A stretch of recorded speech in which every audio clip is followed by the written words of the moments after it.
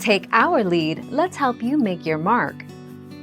Our goal is your satisfaction. Let us show you the way. Fellow bartender Dale Degroff says the trick to making a great pina colada is to use both light and dark rum. More goes for the golden kind, telling readers to use a richer, more aged rum if you like the sunny flavor to show through, or a white rum if you prefer the coconut and pineapple to dominate, which is.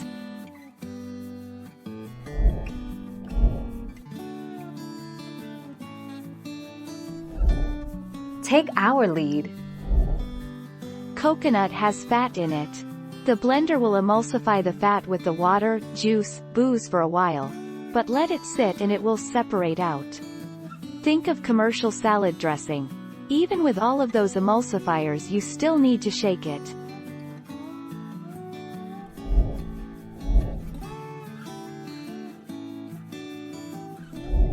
Make your mark, take our lead. Pina colada ingredients. No cream of coconut, such as Coco Lopez or Coco Real.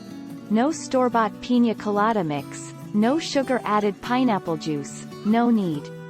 You can either use the full fat or light coconut milk, your choice.